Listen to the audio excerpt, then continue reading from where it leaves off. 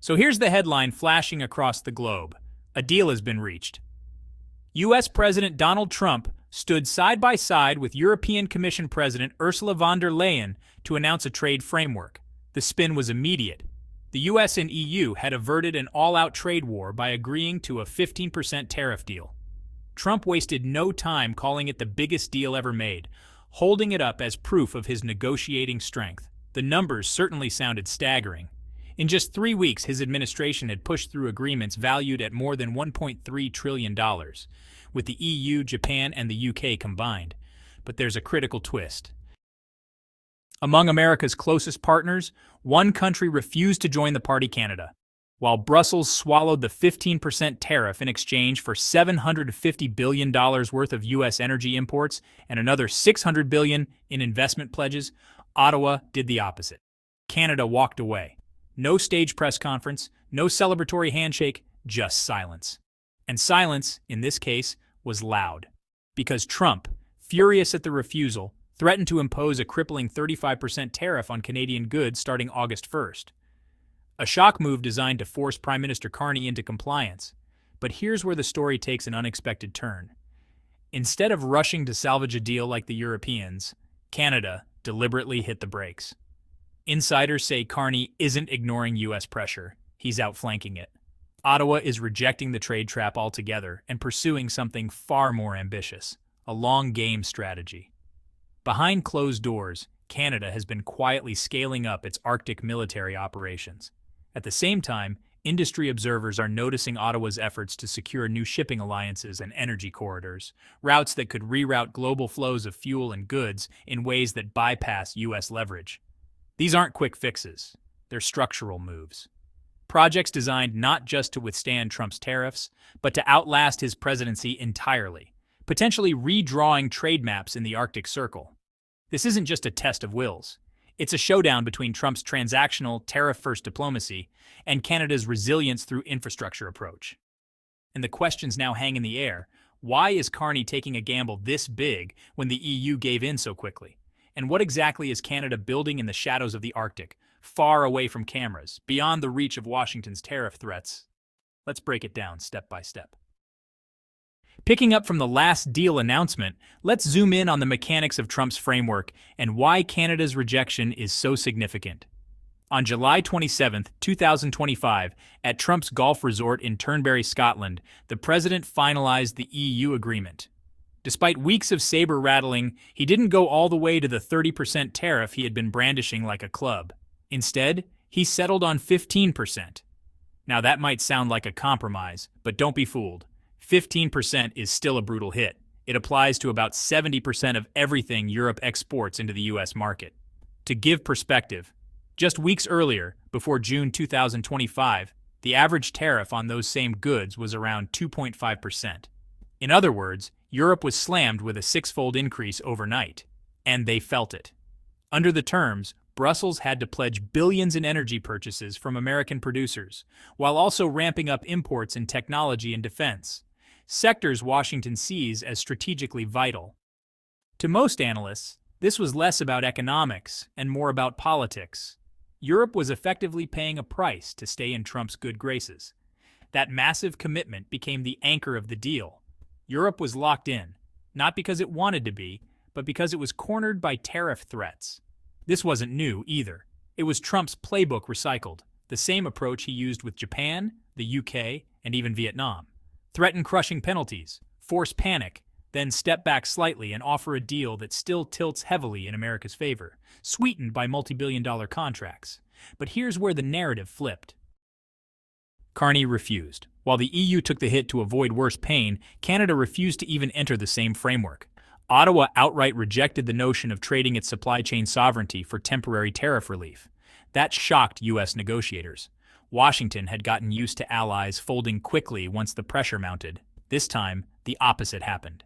Canada didn't bend. It sidestepped the trap entirely. The consequences of this are profound. If Ottawa's stance proves sustainable, it risks setting a dangerous precedent for Washington. Other allies watching Canada hold the line may start questioning whether Trump's threats are really worth conceding to. What once looked like unstoppable leverage may soon be revealed as empty bluffs. So the real story isn't just that Trump announced another deal, it's that Canada refused to play along. And for the first time in years, Washington seems genuinely rattled. Now let's bring the spotlight back to Canada's pivot. Earlier in July, as the United States ramped up threats, Ottawa's tone, well, it really hardened. Federal officials emphasized that talks were continuing but were equally clear. Canada would only accept a fair, balanced, and stable agreement. No artificial deadlines, no deals crafted under intimidation. It wasn't posturing. It was a declaration that Canada would chart its own course, even if it meant walking straight into a tariff storm. And that, more than any official press release, explains why Carney's long game really matters. It isn't about today's tariffs. It's about building the kind of independence that no tariff can touch. Instead of rushing to sign whatever was put on the table, Canada deliberately chose to slow down. Prime Minister Carney framed it not as hesitation, but as principled caution. He argued that any rushed pact risked undermining Canada's long-term interests. The government's message was clear. Short-term relief should never come at the cost of long-term sovereignty. What followed was honestly unprecedented coordination at home. Every province, from coast to coast, joined in a national response strategy. In mid-March, Ottawa sat down with provincial leaders to identify which industries were most vulnerable and most vital to protect. This led to a homegrown approach, fortifying Canada's supply chains internally rather than leaning on United States imports. One of the most ambitious steps was the plan to remove internal trade barriers by July 1st. Analysts projected this would slash domestic costs by as much as 15% and lift overall productivity between 4 and 8% nationwide. In practice, it meant Canadian businesses could trade more freely across provincial lines, strengthening local markets and reducing reliance on outside suppliers. Behind the scenes, provinces like Alberta, Ontario, and British Columbia built their own contingency strategies. They singled out high-risk sectors, auto parts, steel, aluminum, and forestry, industries most vulnerable to Trump's proposed 35% tariffs. The strategy was straightforward: shore up local value chains and make sure those industries could stand on their own, rather than bending to United States demands. This was not passive resistance, it was really a tactical withdrawal. Canada didn't just refuse Trump's tariff diplomacy, it countered by building resilience from within. Ottawa refused to commit to massive United States energy purchases or billion-dollar investment pledges. Instead, the government doubled down on securing internal supply chains and shielding critical sectors. The stakes, however, couldn't have been higher. If Washington went ahead with its 35% tariff threat, the ripple effects would slam industries across North America, raising costs and straining supply lines. Yet Carney's refusal was more than defiance. It was a strategic bet on sovereignty, one built from the ground up, not borrowed from temporary concessions. Then came the messaging battle. Trump's own words handed Canada an unexpected gift. On July 25, 2025, in a moment that would echo across news cycles, President Trump told reporters, "We haven't been focused on a trade deal with Canada. It's not really a negotiation." He even hinted that Canada might just end up paying tariffs rather than cutting a deal at all. But inside his administration, the story was very different. United States officials continued to insist that talks were constructive and ongoing. That contradiction quickly leaked, exposing cracks in Washington's position. Ottawa immediately seized on that gap. Canadian officials framed the talks as one-sided, insisting that if negotiations collapsed, the blame would lie with Washington's incoherent approach, not with them. Carney's team leaned hard into that narrative. In the days following Trump's remarks, they emphasized that Canada had remained a willing and fair negotiating partner, while it was the United States sending mixed signals. The international press picked up fast. Outlets like The Guardian and The Washington Post highlighted how Washington's contradictory messaging was eroding United States credibility while portraying Canada as the more responsible actor. For a moment, the optics flipped. Ottawa was seen not as a stubborn holdout, but as the calm and reasonable side of the standoff. Markets reacted. By late July, the Canadian dollar slipped around 0.5%, a sign of fading hopes for a quick deal. But Ottawa used that moment to reinforce its steady posture. Rather than panic, Officials leaned into the narrative of being the cautious partner against a divided and erratic American side. That subtle shift was critical. Trump's tariff threats suddenly looked less like a hammer and more like a blunted tool. His public comments, meant to intimidate, ended up weakening his own leverage by handing Canada the moral high ground. A textbook case of strategic misfire in global negotiations.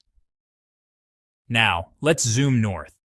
Because while the trade war headlines dominated Washington and Ottawa, Carney was playing a second game entirely, the Arctic. Back in mid-March 2025, Carney unveiled a sweeping initiative under Bill C-5. This wasn't just legislation, it was a blueprint for Canada's future in the North. The bill allocated more than $6 billion Canadian to Arctic sovereignty and infrastructure projects, fast-tracking new construction and defense initiatives. One highlight was the launch of a new over-the-horizon radar system built in partnership with Australia to monitor and secure Arctic airspace. By late June, Bill C-5 had received royal assent. Provinces began rolling out massive projects, new ports, upgraded roads, and community-led energy programs tailored to strengthen northern communities. Ottawa also made history by appointing its first Inuit ambassador and opening consulates in Greenland and Anchorage, moves that reinforced indigenous-led diplomacy and bolstered Canada's Arctic presence. Rather than chasing quick tariff deals with Washington, Canada was investing in hard assets and long-term sovereignty. The stakes of this pivot are enormous. The Arctic isn't just snow and ice, it's home to strategic reserves of lithium, cobalt, and rare earth minerals, all essential for clean energy technologies and defense equipment. While the United States remains 70% dependent on China for rare earths, especially the heavy elements used in high-temperature magnets and advanced weapons, Canada is positioning itself as a secure, democratic supplier. This was more than trade policy. By reclaiming control over mineral supply chains and Arctic infrastructure, Ottawa challenged U.S. dependence indirectly. It gained leverage not just in economics, but in diplomatic forums worldwide. And it worked on the optics front, too. Instead of being painted as defensive or reactive under U.S. pressure, Canada projected proactive leadership. It looked like a nation building for the future, not scrambling to survive the present. In the end, the Arctic Initiative turned Trump's tariff threat into a geopolitical misstep. Washington kept talking about deals and deadlines, while Ottawa quietly built new pathways, physical, political, and economic, that strengthened its independence. Carney's message was unmistakable. Canada would not trade sovereignty for tariff relief. Instead, it would build sovereignty from the ground up. The storm of Trump's trade war collided with the calm of Canada's Arctic confidence. What the world saw wasn't just stubborn resistance. It was a carefully crafted counter-strategy. Canada wielded three powerful tools at once: domestic capacity, indigenous diplomacy, and strategic resource control. Together, they became the new front line of North American trade politics. Rather than scramble for a quick fix, Ottawa doubled down on a long-term posture. By early April 2025, even as Trump demanded quick concessions and fast deals, Canada quietly reinforced its own foundation. The government committed more than $30.9 billion Canadian over 4 years, targeting sovereignty, reindustrialization, and the protection of national value chains. Instead of chasing tariff rollbacks the way the European Union and Japan did, Canada chose to rewrite the rules of the game. The turning point was Bill C-5, the One Canadian Economy Act, passed in late June. It tore down long-standing interprovincial trade barriers and streamlined national infrastructure approvals.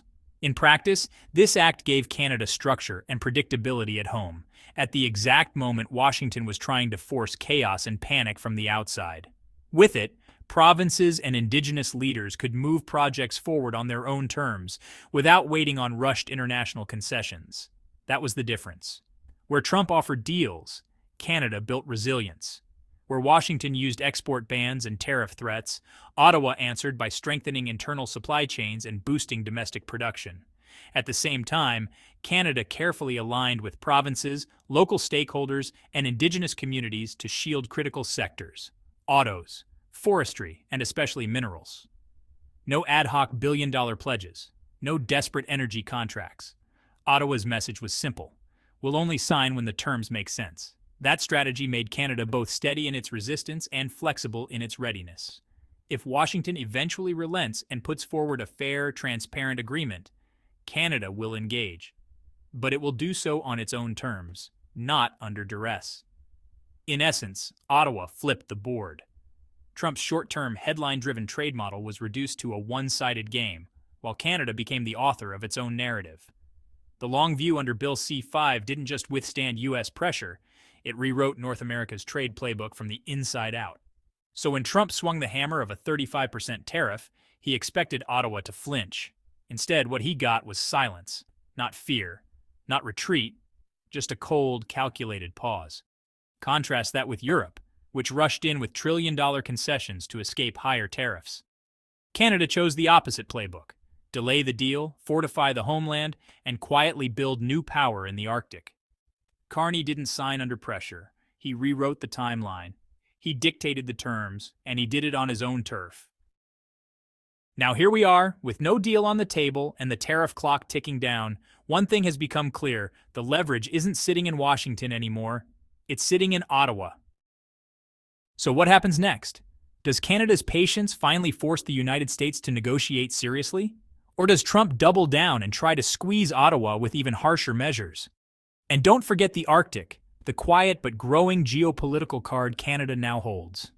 With rare Earth control and northern infrastructure on the rise, could this reshape who really holds power in North America? This story isn't just about trade anymore. It's about control of the board when the game itself changes. So let me ask you, should Canada keep holding out, playing the long game for the right deal, or should it strike a quick agreement to avoid the pain of deeper tariffs?